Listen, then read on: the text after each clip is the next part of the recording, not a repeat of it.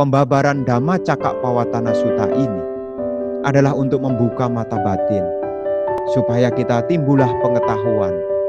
Dari pengetahuan timbullah ketenangan. Dari ketenangan timbullah yang namanya kesadaran.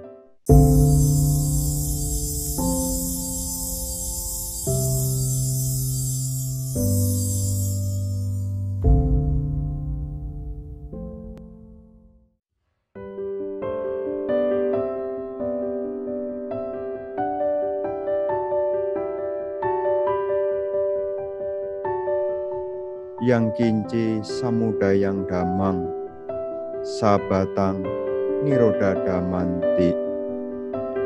Segala sesuatu yang terbentuk dari berbagai faktor pembentuk sewajarnya mengalami kehancuran.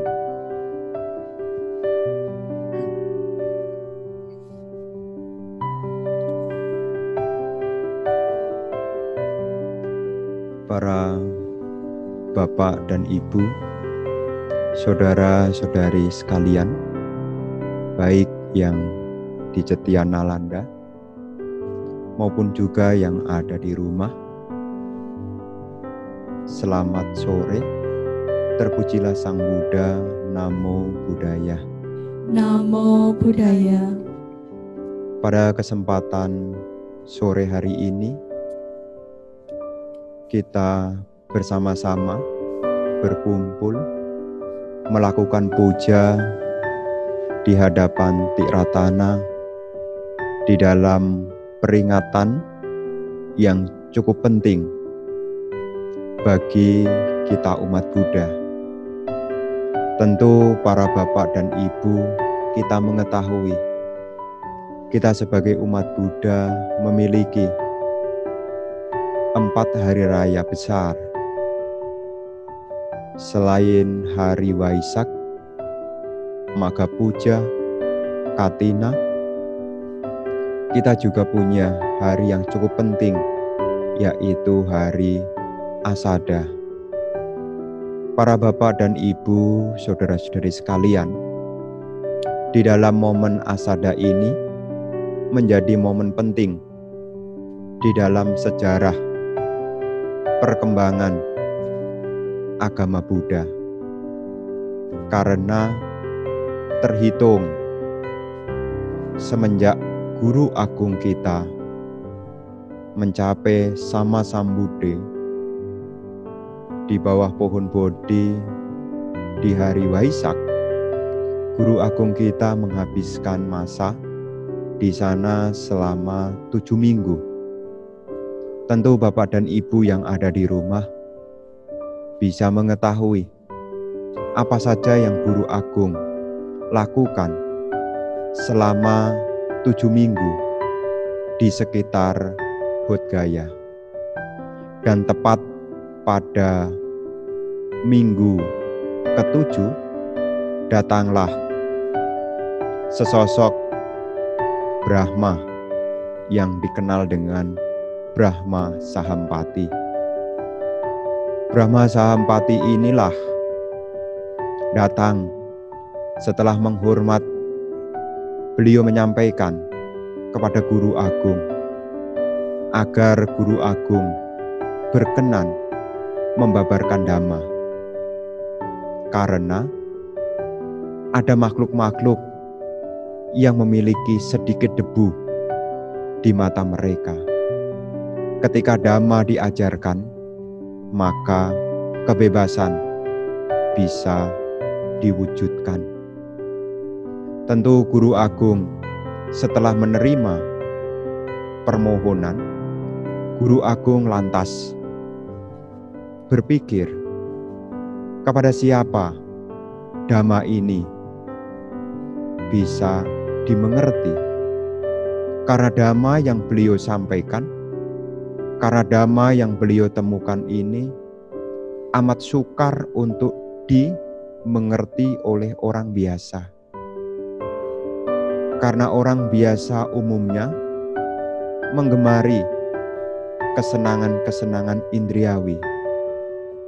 Sedangkan ajaran dari guru agung mengajarkan untuk membebaskan diri dari kesenangan indriawi. Muncullah pemikiran dalam diri beliau, teringat kepada dua orang yang pernah berjasa di dalam perjuangan sewaktu masih menjadi bodhisatta. Beliau ingat Bapak dan Ibu kepada dua guru yang kita juga mengetahui, yaitu Udaka Ramaputra dan juga Alaraka Lama. Dua guru besar ini di waktu lampau adalah sesosok atau orang yang menguasai di dalam meditasi, pencapaian-pencapaian meditasi yang memang di atas manusia pada umumnya. Dua guru ini mampu mengajarkan seseorang bisa mencapai jana, bahkan juga arupa jana. Ketika beliau mengamati, beliau hendak mengajarkan, ada sesosok dewa yang menyampaikan bahwa kedua orang ini telah meninggal. Kemudian beliau teringat kepada 5 sahabat yang sewaktu beliau berjuang, beliau melihat di mana mereka berada. Beliau mengetahui bahwasanya 5 sahabat berada di Benares. Benares cukup jauh. Kalau dari Bodh Gaya menuju Benares, ya jaraknya tidak dekat. Maka dibutuhkan waktu kurang lebih 1 minggu. Tepat di hari Asada, maka kalau Bapak dan Ibu menyimak, hari Asada ini dirayakan oleh umat Buddha 2 bulan setelah hari Waisak. Jadi kalau hitung-hitungan ya minggu ke-52. Jadi minggu ke-52. Para Bapak dan Ibu, saudara-saudari sekalian, disinilah kita bisa memperoleh pengetahuan bahwasanya guru agung kita membabarkan dhamma kepada 5 sahabatnya yang dulu pernah berjuang, yang kita kenal dengan Pancawakiya. Pancawakiya, yaitu 5 orang pertapa. Kondanya, Badia, Mahanama, dan juga Asaji. 5 orang pertapa inilah yang beliau temui. Kemudian beliau membabarkan dhamma yang dikenal dengan khotbah pemutaran roda dhamma, Dhamma Cakka Pawatana Sutta. Para Bapak dan Ibu, saudara-saudari sekalian, setelah guru agung membabarkan Dhamma Cakka Pawatana Sutta, ini menjadi pertanda bahwasanya Dhamma telah dikumandangkan. Ketika roda Dhamma telah diputar, tidak ada satupun yang bisa menghentikan. Ketika Dhamma dibabarkan, maka pintu kebebasan telah terbuka. Karena siapapun yang menjajaki Dhamma, maka kebebasanlah yang menjadi tujuan. Di sini para Bapak dan Ibu, saudara-saudari sekalian, kita mengerti dengan adanya Asada sebagai pertanda tentang khotbah pertama. Ketika Dhamma ini telah disampaikan, pertapa yang tertua yang bernama Kondanya mengetahui apa yang beliau sampaikan, sehingga menembus yang kita kenal dengan Dhamma Caku atau mata Dhamma. Beliau mencapai Sotapanna. Karena dari kelima ini, yang mengetahui yang pertama adalah pertapa Kondanya, maka kondanya memiliki sebutan Anya kondanya yang mengetahui. Setelah dhamma ini dibabarkan, terbentuklah himpunan para bhikkhu yang kita kenal dengan sangga. Karena kelima orang pertapa ini menyatakan diri untuk pergi berlindung, menyatakan diri sebagai orang yang berlindung di bawah Guru Agung Sang Buddha. Maka kelima orang inilah yang menjadi siswa pertama beliau, yang kita kenal dengan Pancawagya Bhikkhu. Makanya di hari Asada ini sebagai peringatan sekaligus sebagai pertanda pertama kali munculnya himpunan para bhikkhu, munculnya sangga. Maka di momen Asada ini, para bapak dan ibu saudara sekalian, maka terbentuklah sangga. Jadi sangga pertama kali terbentuk di bulan Asada. Para bapak dan ibu saudara-saudari sekalian, dengan adanya sangga, maka lengkaplah Tiratana. Disebut tadi di dalam Asalha Punami Pujakata disebutkan Tiratana telah menjadi lengkap, yaitu Buddha Ratana, Dhamma Ratana, dan Sangga Ratana. Makanya Bapak dan Ibu saudara sekalian, Asada ini memiliki tiga hal yang diperingati. Yang pertama adalah khotbah pertama Guru Agung, kemudian terbentuknya sangga, dan lengkaplah Tiratana. Tiratana telah menjadi lengkap. Di sini Bapak dan Ibu saudara-saudari sekalian, apa yang menjadi khotbah Guru Agung tidak lain membuka mata batin kita. Bagi kita-kita yang belum mengerti, kita ditunjukkan inilah hakikat kebenaran. Inilah hakikat kebenaran di dalam kehidupan kita ini. Maka kalau kita membaca khotbah Dhammacakkappawatana Sutta, apa yang beliau uraikan adalah 4 kebenaran mulia. 4 kebenaran mulia. Dan 4 kebenaran mulia ini menjadi sari atau inti dari ajaran Guru Agung. Karena siapapun yang hendak mencapai kebebasan, siapapun yang bercita-cita untuk mengakhiri penderitaan, mereka harus memahami, harus mengerti, memiliki pandangan tentang 4 kebenaran mulia. Kebenaran mulia yang pertama adalah kebenaran mulia tentang penderitaan. Para bapak dan ibu, saudara-saudari sekalian, Guru Agung menyampaikan kebenaran yang pertama tentang penderitaan bukan lantas untuk membuat kita menjadi pesimis, tetapi Guru Agung menunjukkan kepada kita inilah hakikat kehidupan, supaya kita terbuka, mata batin kita menjadi terbuka. Selama ini kita lari dari penderitaan, selama ini kita lari dari kenyataan. Sulit menerima kenyataan, menolak kenyataan.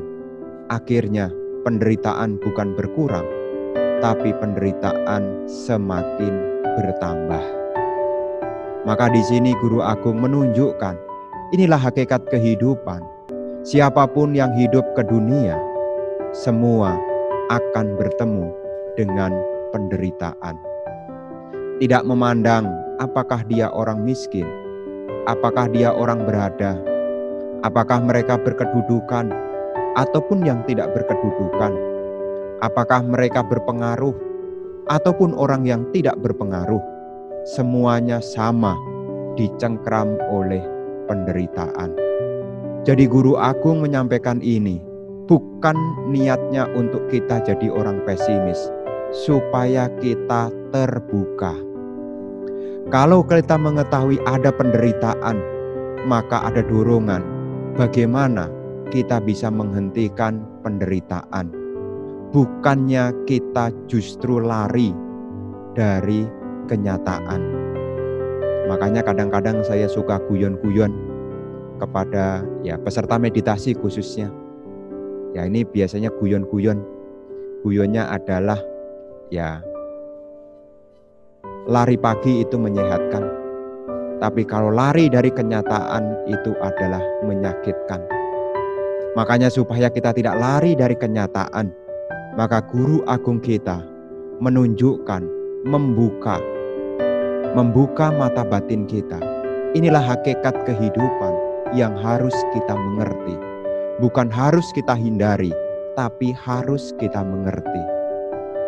Apa hakikat kehidupan yang dialami semua makhluk? Semua makhluk akan mengalami proses. Prosesnya adalah diawali dari kelahiran.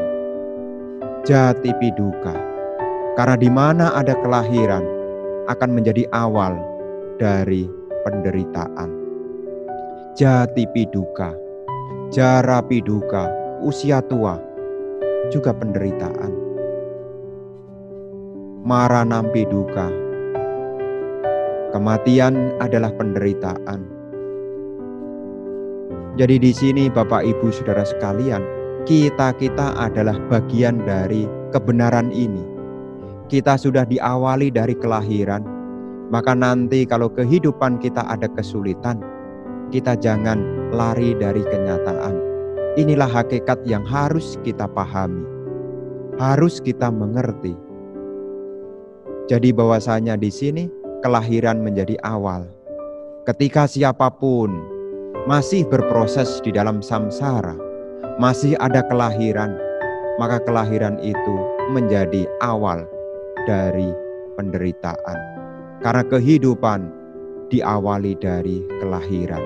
Di mana ada kelahiran, maka akan diikuti usia tua. Di mana ada usia tua, akan diikuti dengan kematian. Tidak hanya sampai di situ Guru Agung menyampaikan, berpisah dengan yang dicintai juga penderitaan. Berkumpul dengan yang dibenci juga penderitaan. Tidak tercapai apa yang dicita-citakan, itu pun juga penderitaan. Dan ini sifatnya alami.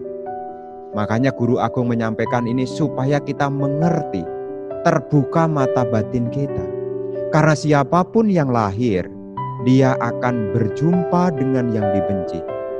Dia juga akan berpisah dengan yang dicintai. Dia juga akan bertemu dengan tidak tercapainya apa yang dicita-citakan. Ini adalah hakikat kehidupan. Kalau orang mengerti, maka dia tidak menderita. Kenapa? Karena sudah punya pengetahuan, sebuah kewajaran. Kenapa? Karena sudah mengerti. Makanya dhamma yang kita dengarkan, dhamma yang kita ulang-ulang, setelah membuka mata batin, timbullah yang namanya pengetahuan. Ketika timbul pengetahuan, akan timbul yang namanya ketenangan. Jadi kalaupun ada perubahan, kita punya pengetahuan. Pengetahuan itulah yang akan menenangkan. Karena pandangan kita tidak sempit, karena punya pengetahuan, batin kita bisa menerima kewajaran ini dengan pengetahuan. Kalau kita punya pengetahuan, timbullah ketenangan. Kalau timbullah ketenangan, maka akan menjadi tersadarkan. Karena tidak perlu lagi ada yang dilekati. Karena ini adalah sebuah kewajaran. Makanya relevansinya untuk sekarang sangat relevan. Kadang-kadang kita menolak, maunya adalah berkumpul dengan yang dicintai. Itulah pengharapan kita. Dan maunya juga berpisah dengan yang dibenci. Kalau berkumpul dengan yang dicintai, Berpisah dengan yang dibenci tentu tidak jadi masalah. Kita ikhlas, kita menjadi senang. Kenapa? Tidak ada persoalan. Tapi kehidupan tidaklah seperti yang kita harapkan demikian. Cepat atau lambat, kita juga akan berpisah dengan yang dicintai. Cepat atau lambat, kita juga akan berkumpul dengan yang dibenci. Pembabaran Dhamma Cakkappawatana Sutta ini adalah untuk membuka mata batin, supaya kita timbullah pengetahuan. Dari pengetahuan timbullah ketenangan. Dari ketenangan timbullah yang namanya kesadaran. Kalau kita menjadi orang yang sadar, akhirnya kita akan menjadi terbebaskan.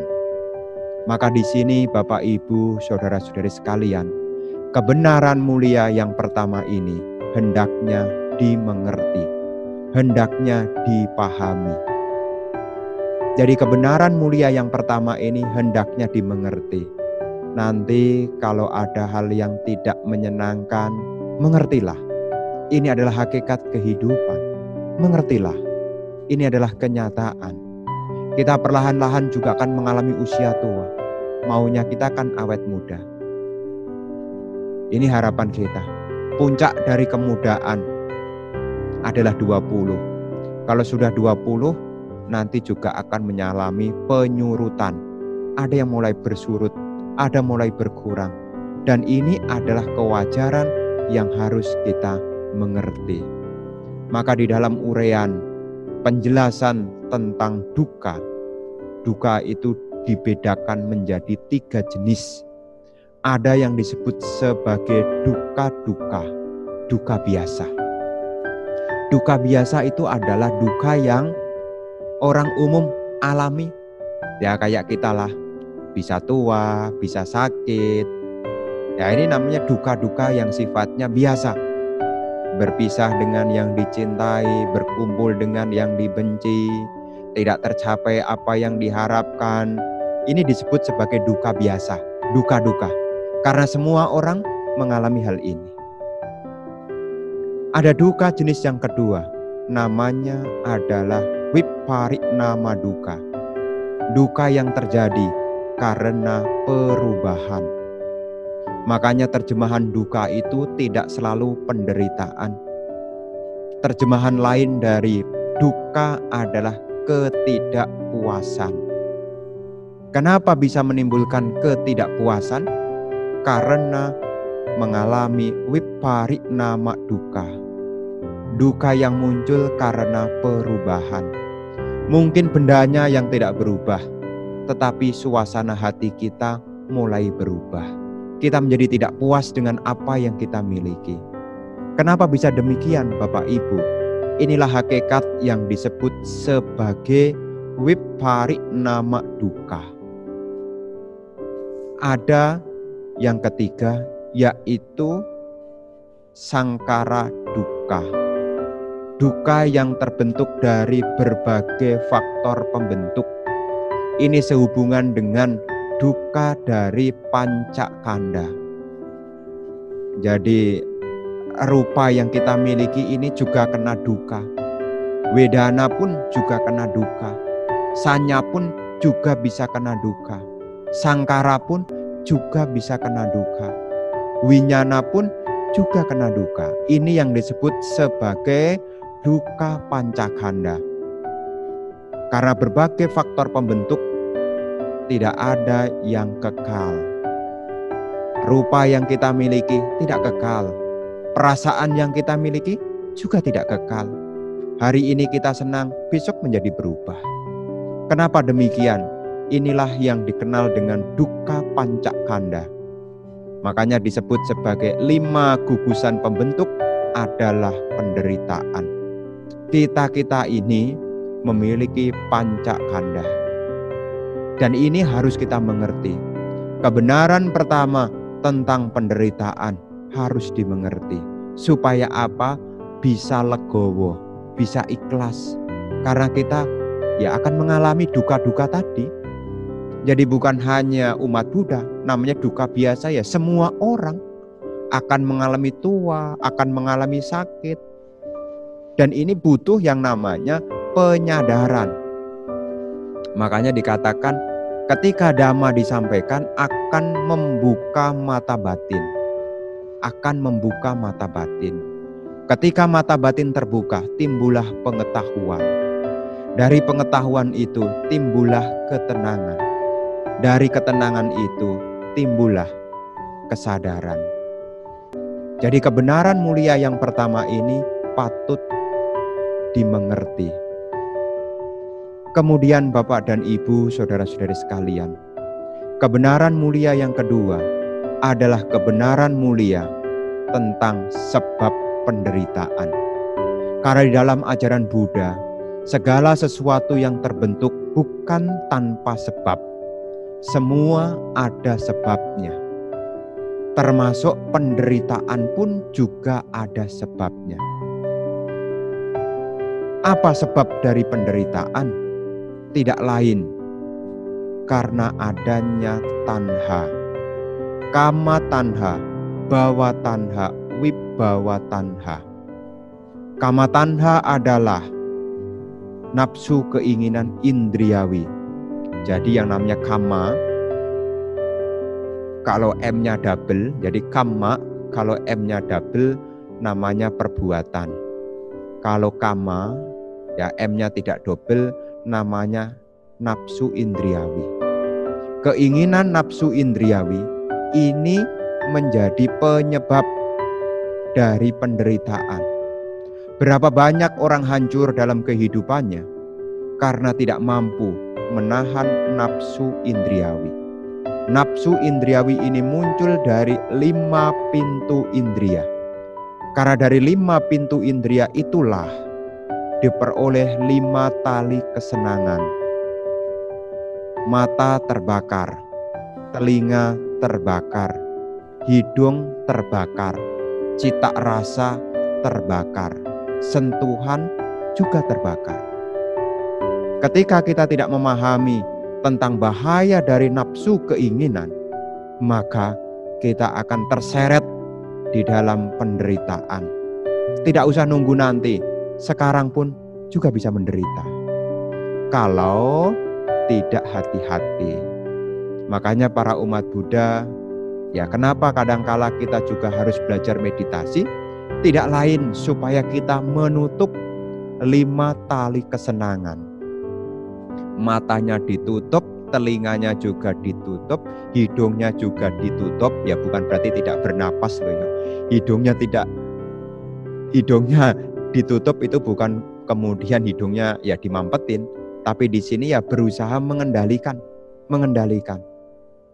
Ketika seseorang bisa mengontrol 5 tali kesenangan itu, seseorang sesungguhnya sudah mengkondisikan supaya melenyapkan yang namanya sebab dari penderitaan. Kita ini Bapak Ibu masih terbakar oleh nafsu keinginan. Kita masih terbakar oleh nafsu keinginan dan patut dimengerti. Jadi penderitaan yang kita alami bukan karena kutukan. Penderitaan yang kita alami ini bukan karena hukuman. Penderitaan yang kita alami ini ada sebabnya. Makanya Guru Agung ini seperti seorang dokter. Jadi kalau dokter itu orang yang ahli di dalam bidang kesehatan. Ketika dokter menjelaskan, dokter itu akan menyampaikan. Kalau ada orang sakit, dokter itu mampu menyampaikan apa sebab dari penyakit itu. Guru Agung juga sama. Setelah membabarkan hidup kita ini ada penderitaan, kemudian Guru Agung menunjukkan penderitaan ini ada sebabnya. Sebab penderitaan itulah yang harus dilenyapkan. Ketika sebab penderitaan itu dilenyapkan, maka akan muncul kebenaran yang ketiga. Kebenaran mulia yang ketiga adalah kebenaran mulia tentang berhentinya penderitaan. Kalau sebabnya sudah dilenyapkan, maka penderitaan itu bisa dihentikan. seperti kalau ada kebakaran, jadi kalau ada api yang menyala, kemudian sebab dari api yang menyala ini diatasi, maka api itu akan padam. Tetapi kalau api itu menyala, tapi disiram bahan bakar, akan terus terbakar, terus menyala. Ketika sebab dari penderitaan ini telah diatasi, maka penderitaan bisa dihentikan. Yang kita kenal dengan niroda. Niroda sudah terbebaskan. Terbebaskan. Tidak lagi kena jeratan. Jeratan apa, Bante? Tidak lagi kena jeratan nafsu keinginan. Kenapa nafsu keinginan tidak menjerat? Karena sebabnya telah diatasi. Dan kebenaran mulia yang keempat adalah kebenaran mulia tentang jalan menuju terhentinya penderitaan. Jadi kalau Bapak dan Ibu pengen melenyapkan penderitaan, caranya adalah mempraktekkan jalan mulia berunsur 8. Karena jalan mulia berunsur 8 itulah jalan yang dipakai untuk menghentikan penderitaan. Jadi nafsu keinginan ini bisa diatasi, tidak lain caranya adalah dengan mempraktekkan jalan mulia berunsur 8. Dan ini menjadi satu yang penting bagi umat Buddha. Jadi bukan hanya menguraikan tentang penderitaan, bukan hanya menguraikan tentang sebab penderitaan, bukan hanya menguraikan tentang terhentinya penderitaan, tetapi Guru Agung ini sangat jelas sekali. Sangat detil, sangat jelas. Jadi bukan hanya mengatakan, hentikan. Tetapi Guru Agung menyampaikan, ini loh yang harus dilalui. Jadi kalau kita ingin menghentikan penderitaan, maka di dalam keseharian kita seyogyanya mengaplikasikan, menerapkan jalan mulia berunsur 8. Dan ini patut dikembangkan. Karena siapapun yang menelusuri jalan mulia berunsur 8, maka dia akan mulai perlahan-lahan membebaskan diri dari penderitaan. Bahkan di dalam psikologi timur, jalan mulia berunsur 8 disebut sebagai jalan kebahagiaan. Jadi kalau nanti mengambil kuliah, ngambil psikologi, ya itu nanti bukan hanya psikologi barat ya, ada psikologi timur.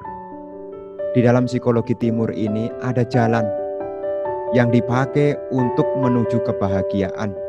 Di sana diuraikan tentang jalan mulia berunsur 8. Dan ini sangat diakui oleh para ilmuwan. Apa yang Guru Agung sampaikan bukan sebuah dogma, tetapi bisa dipraktekkan. Bisa diuji kebenarannya. Maka cara yang harus dipakai yang pertama, kita harus memiliki yang namanya pandangan benar. Maka Bapak dan Ibu, dimanapun Anda berada ya sebisa mungkin ya, pandangannya mesti benar. Pandangannya mesti benar. Bagaimana Bante supaya pandangan kita jadi benar? Ya tidak lain, ya kita sering-sering mendengarkan dhamma. Karena kalau kita mendengarkan dhamma, pandangannya menjadi benar.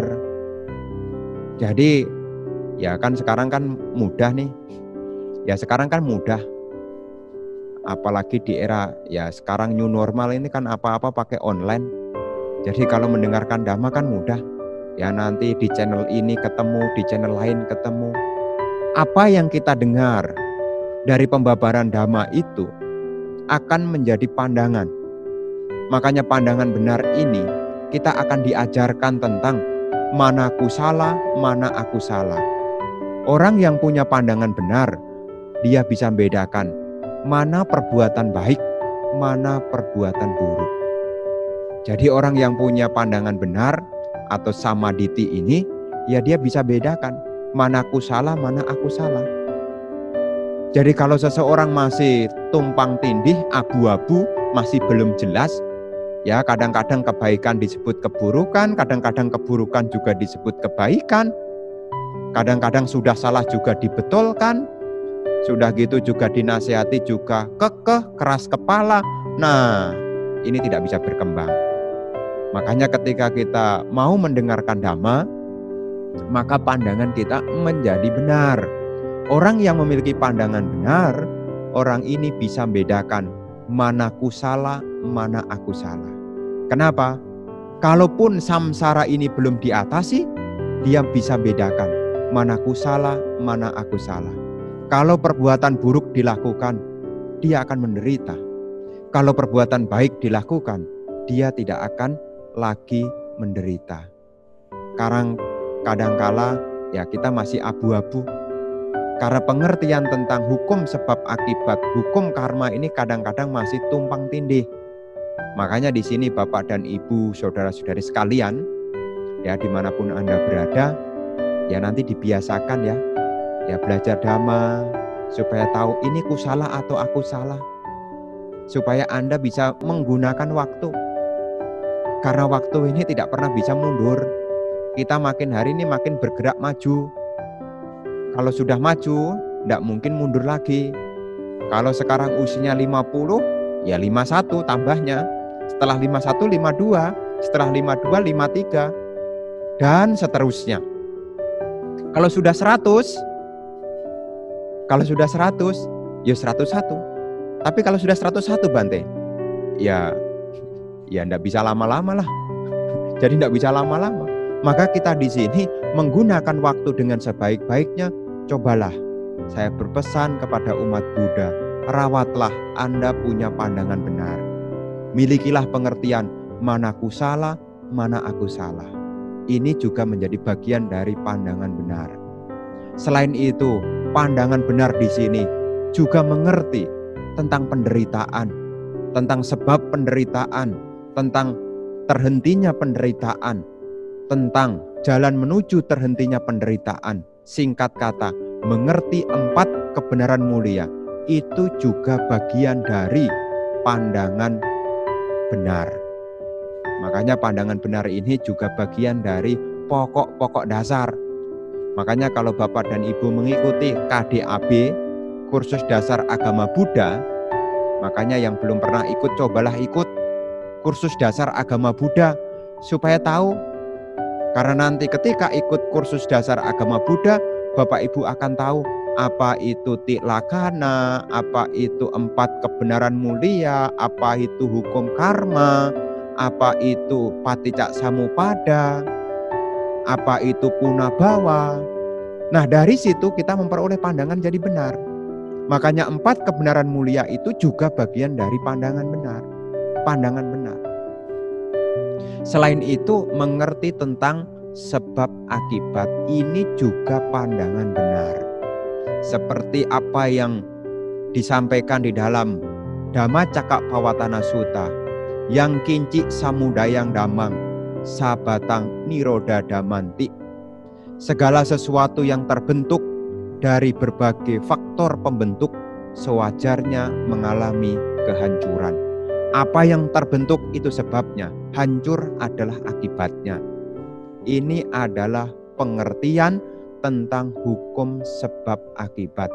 Orang yang mampu melihat hukum sebab akibat, maka batinnya menjadi terbuka. Mata batin terbuka, dhamma mulai muncul dalam dirinya. Jadi pandangan benar ini hendaknya Bapak Ibu rawat. Ya, kalau nanti pandangannya tidak benar, ya nanti ya pandangan benarnya menjadi tergantikan.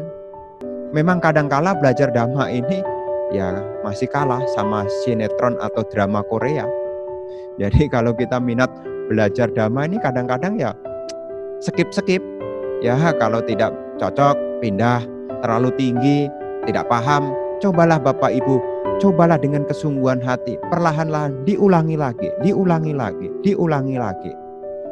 Karena ketika kita mau mengulang, maka yang semula tidak paham menjadi mengerti, yang semula bingung menjadi jelas.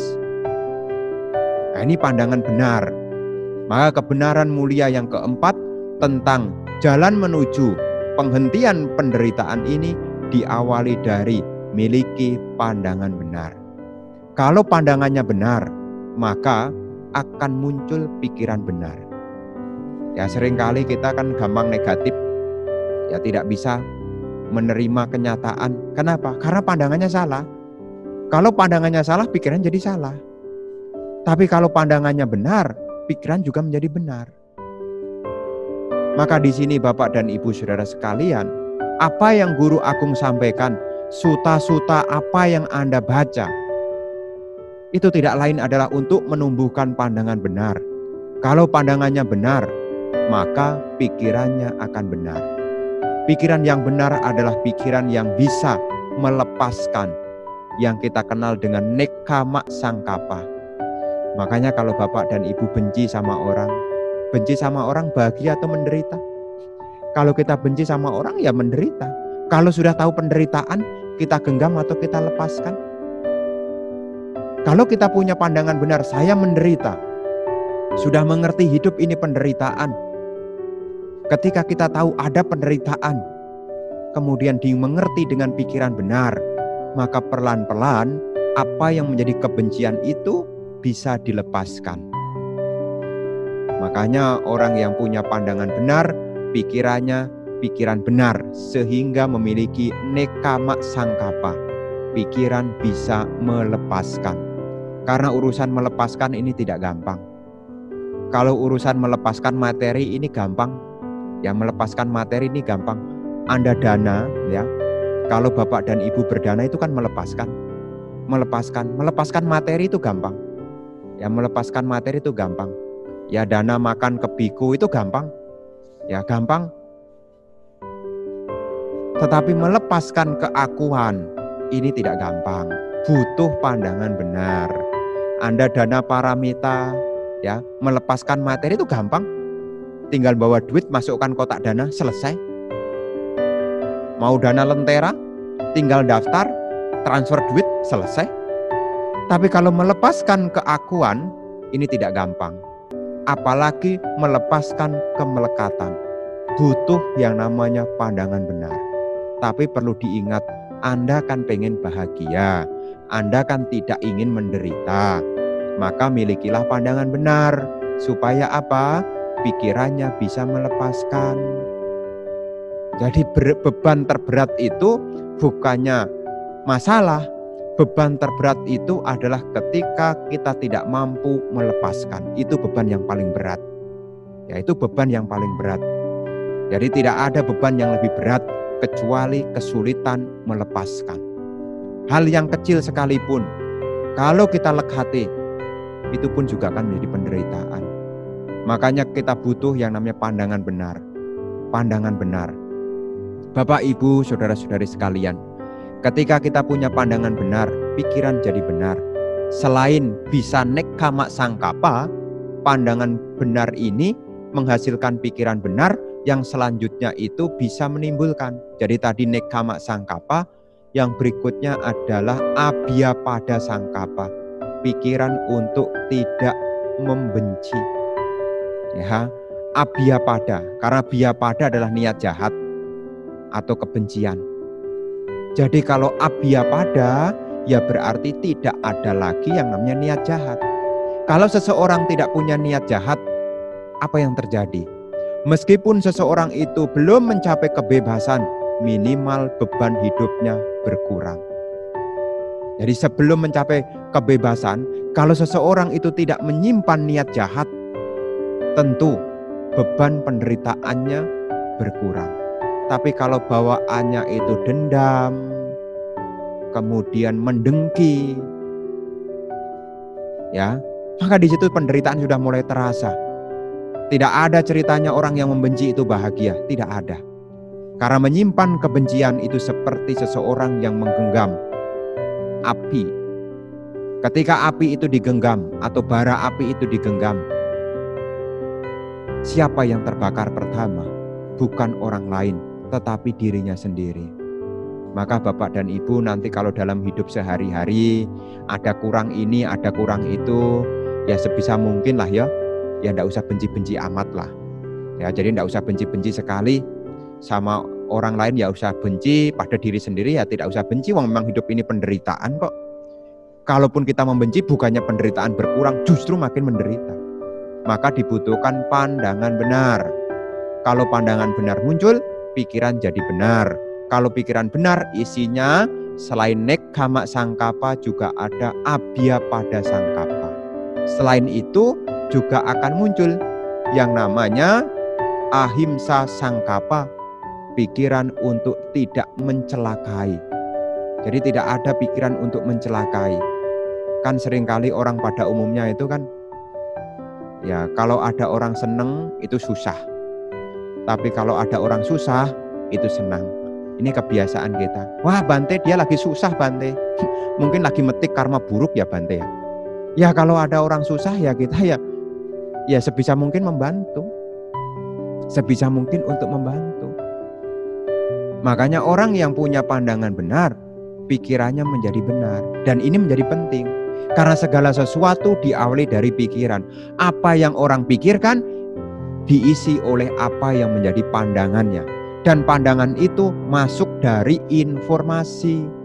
Apa yang kita dengar, apa yang kita lihat akan menjadi informasi.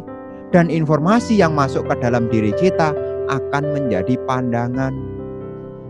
Jadi orang yang tercerahkan itu dimulai dari mana? Dari informasi. Makanya kalau kita mendengarkan Dhamma, ini adalah informasi. Apa yang kita dengar berulang-ulang akan menjadi pandangan, dan pandangan itu akan mempengaruhi pikiran. Makanya seringkali kita kadang-kadang bisa kekeh adu argumen dengan orang tertentu. Kita menunjukkan jangan berbuat jahat. Orang itu kekeh. Ya enggak apa-apa kalau sedikit, wong enggak ketahuan kok. Kenapa? Karena selama ini informasinya, ya kalau sedikit ya enggak apa-apa lah, wong enggak ketahuan. Informasi yang masuk ke dalam pikiran akan mempengaruhi pandangan. Dan pandangan itu mempengaruhi pikiran. Pikiran itu mempengaruhi tindakan. Maka seperti apa yang ada di dalam Jalan Mulia Brosur 8, kalau pandangannya benar, akan menimbulkan pikiran benar. Dari pikiran benar itu akan menghasilkan ucapannya benar. Kenapa ucapannya benar? Karena tahu, kalau saya berbicara salah, maka saya akan membuat orang lain menderita. Karena ketika kita berbohong sama orang lain, sebetulnya kita membuat orang lain menderita. Ketika kita beromong kosong, itu juga membuat orang lain menderita. Kalau kita berbicara provokatif, itu juga membuat orang lain menderita. Kalau kita berbicara kasar, itu juga membuat orang lain menderita. Tahu tentang penderitaan, maka orang itu tidak lagi berbicara yang tidak benar. Ya, jadi Bapak Ibu, hidup ini kan silih berganti. Kalau kita renungkan sendirilah, Bapak Ibu sebetulnya pengen diberi kejujuran atau pengen diberi kepalsuan? Ya enggak usah dijawab lah, jawabnya dalam hati. Ya, Bapak Ibu, ketika ada kebohongan tersampaikan kepada Anda, kemudian Anda mengetahui kalau Anda dibohongi, bagaimana suasana hati Anda? Apakah Anda bahagia? Aduh, senang sekali ternyata saya dibohongi, kok senang? Tidak ada. Siapapun yang dibohongi dia akan menderita. Seorang istri dibohongi suami, dia menderita. Seorang suami dibohongi istri, dia menderita. Seorang sahabat dikhianati, dia menderita. Kalau kita tahu, ketika kita berbohong ternyata menimbulkan penderitaan bagi diri sendiri, maka seyogianya kita juga tidak berbohong kepada orang lain. Karena kalau kita mau dibohongi, maka kita kadangkala juga harus berusaha untuk tidak membohongi orang lain. Makanya di sini butuh yang namanya pikiran benar. Ya, kalau pandangannya benar, pikirannya benar, ucapannya jadi benar. Kalau ucapannya benar, nanti perbuatannya jadi benar. Perbuatan benar di sini juga perbuatan yang mengarah. Seseorang yang punya perbuatan benar, kenapa orang itu melakukan perbuatan benar? Karena dia tahu, kalau saya melakukan perbuatan salah, saya akan menimbulkan penderitaan. Dan penderitaan itu bukan hanya dialami oleh orang lain, saya pun juga akan menderita. Karena ketika Anda melakukan pelanggaran sila, itu sebetulnya bukan orang lain yang menderita, tapi kita juga menderita. Karena apa? Karena di dunia ini ada hukum yang namanya hukum perbuatan. Apa yang dilakukan itulah yang akan dipetik. Makanya di sini sebisa mungkin para umat Buddha dimanapun berada, sebisa mungkin jagalah perbuatannya. Supaya apa? Penderitaannya tidak bertambah. Nah, ini punya perbuatan benar. Perbuatan benar ini ya sehubungan dengan praktek sila. Selain itu, ya milikilah penghidupan yang benar. Ya sebisa mungkin ya tidak tipu menipu, ya. Milikilah penghidupan yang benar. Kalau bapak dan ibu memiliki penghidupan yang benar, bapak dan ibu tidak membuat orang lain menderita dan juga tidak membuat dirinya menderita.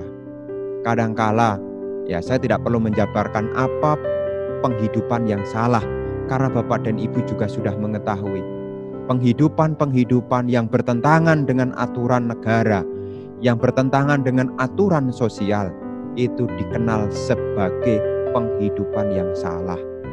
Ya seperti jual narkoba, ya jadi pengedar narkoba misalnya. Ya ini penghidupan yang salah. Secara hukum dhamma juga tidak sesuai, secara hukum negara pun juga tidak sesuai. Orang lain juga menderita, diri sendiri juga menderita. Maka kalau kita mengharapkan supaya penderitaan ini berkurang, ya kita seyogyanya milikilah yang namanya penghidupan yang benar. Maka saya pesan kepada para mahasiswa, ini kan Nalanda kan, banyak mahasiswa. Nah ini kan banyak mahasiswa, saya berpesan, milikilah pengetahuan dan keterampilan. Karena masa kuliah bukannya waktu untuk melengkapi perjalanan hidup, bukan waktu yang penting saya kuliah. Ya seringkali bangga, saya sudah kuliah, tamat-tamat tidak punya pengetahuan, tidak punya keterampilan. Ini jadi susah. Kalau tidak punya pengetahuan, tidak punya keterampilan, bagaimana bisa memiliki penghidupan yang benar? Maka saya pesan kepada para mahasiswa yang ada di Nalanda, ya saya pesan khususnya, dengarkanlah baik-baik apa yang saya sampaikan. Ya, belajarlah dengan sungguh-sungguh, milikilah pengetahuan dan keterampilan. Bukan orang tua Anda bangga karena kelulusan Anda. Orang tua menjadi tidak bangga, lulus tapi nganggur. Lulus tapi tidak punya pengetahuan. Ya, makanya sungguh-sungguhlah. Kalau belajar sungguh-sungguhlah. Jangan ikuti keburu nafsu. Ya, jangan ikuti keburu nafsu. Ya, saya kan pengen seperti orang muda umumnya, Bante. Tahan dulu. Semua ada masanya, semua ada waktunya. Karena generasi muda ini adalah generasi yang penting. Maka belajarlah sungguh-sungguh. Galilah pengetahuan, galilah pengertian, keterampilan, perbanyak. Karena ini mumpung ya momennya di Nalanda, kapan lagi? Wong saya tidak diundang ke Nalanda, jadi mumpungnya kan di sini. Jadi saya sampaikan, saya ingatkan, ya belajarlah. Ya, belajarlah supaya punya penghidupan yang benar. Ya, supaya punya penghidupan yang benar. Punya pengetahuan, punya keterampilan. Belajarlah dengan sungguh-sungguh, karena belajar itu memang tidak menyenangkan. Belajar itu tidak menyenangkan. Tapi kalau kita sampai tidak belajar, hidup kita sangat tidak menyenangkan. Ya, belajar itu tidak menyenangkan. Saya dulu juga pernah kuliah kok. Tahu rasanya kuliah. Jadi sampai malam kita mesti deadline ya. Deadline itu garis mati. Dead itu mati, line itu garis. Jadi dihadapkan pada garis kematian. Kadang sampai kejar tayang. Malam-malam dikerjakan sampai waktunya. Ya begitulah proses kehidupan. Tapi dari situ kita memperoleh yang namanya pengetahuan dan keterampilan. Ada yang mengatakan, kan untuk memperoleh pengetahuan itu tidak harus kuliah, Bante. Betul. Tetapi kalau orang kuliah, maka orang itu dipaksa. Mau tidak mau harus membaca. Mau tidak mau harus menerjemahkan. Dan akhirnya punya kemampuan. Maka saya pesan kepada para mahasiswa, sungguh-sungguhlah belajar. Ya, sungguh-sungguhlah belajar. Karena waktu tidak akan pernah kembali. Ya, karena kalau salah jurusan, tidak punya pengetahuan, tidak punya keterampilan, amat disayangkan. Semua ilmu terpakai. Jangan mengatakan, wah sarjana agama Buddha Bante. Sama juga, sarjana agama Buddha ini juga banyak dipakai. Karena orang yakin kok, lulusan agama ini jujur.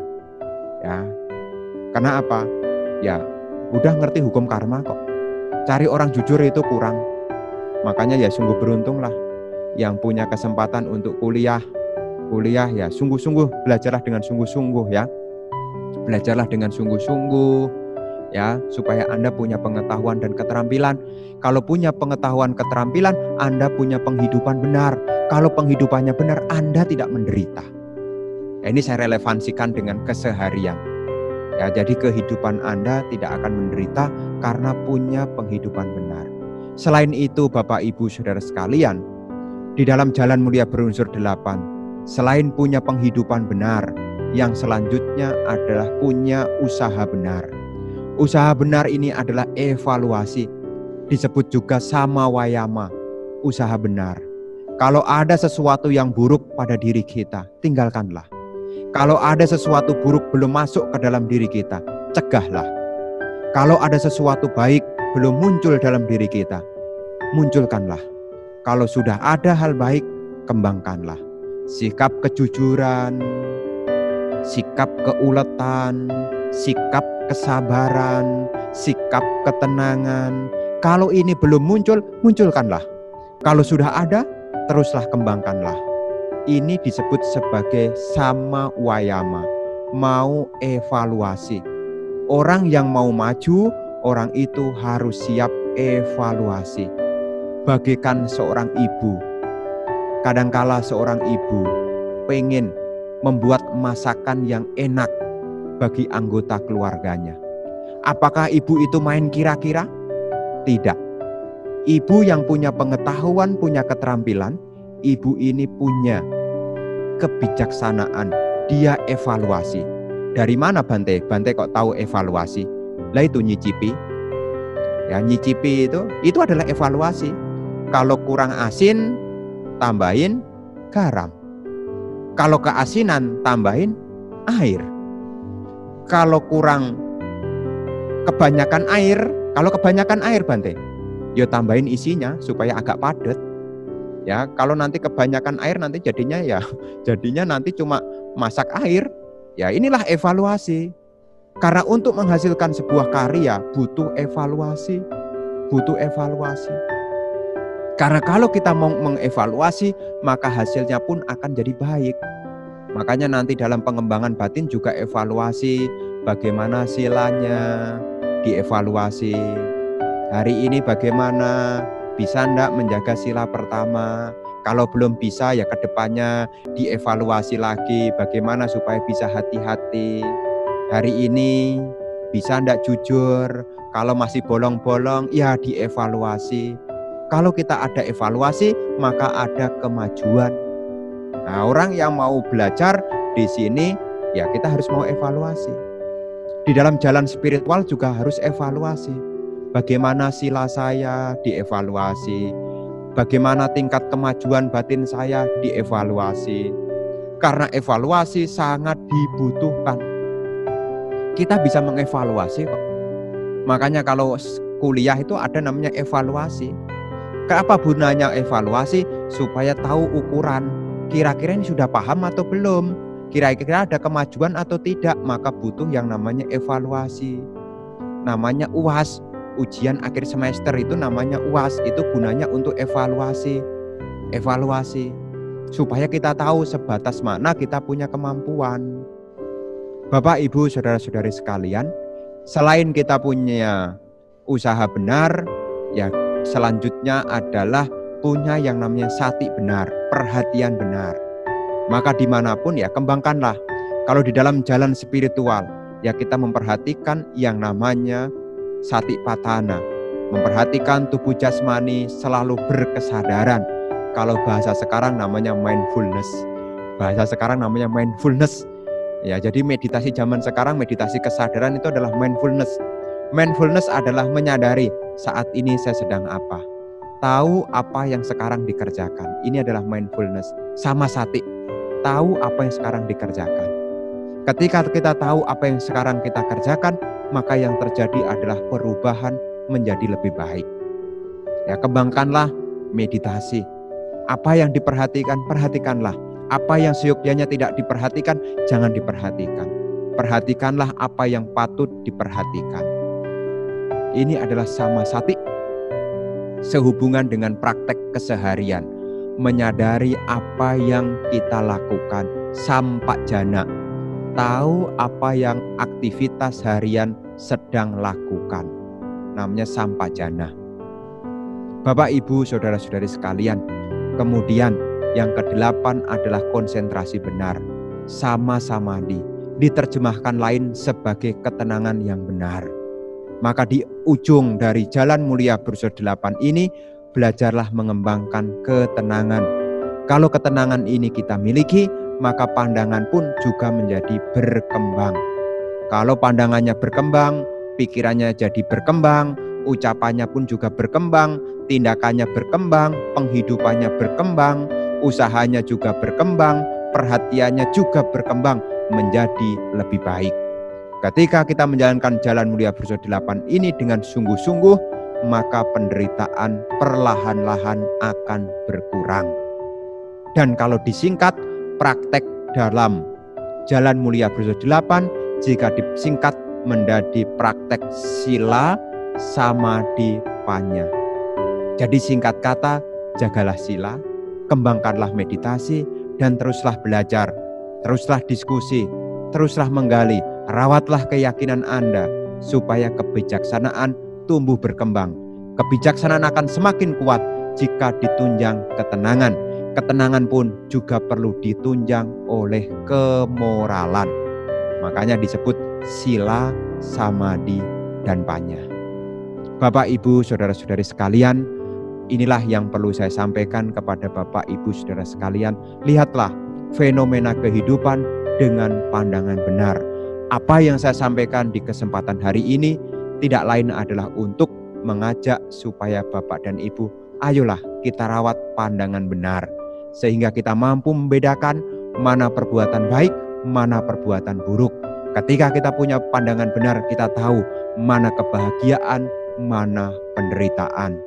Dan kalau kita cita-citanya untuk mengakhiri penderitaan, praktekkanlah hidup sesuai dengan sila dan belajarlah meditasi dan teruslah mengembangkan kebijaksanaan.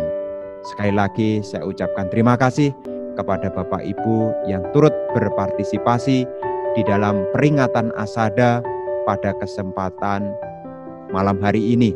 Semoga berkah Asada menyertai Anda. Semoga Anda senantiasa diliputi kebahagiaan, kesejahteraan, kemajuan, keberhasilan, hingga akhirnya terbebas dari penderitaan. Terima kasih atas perhatiannya. Sekali lagi selamat memperingati Hari Asada. Semoga semua makhluk hidup berbahagia. Sekian, terima kasih.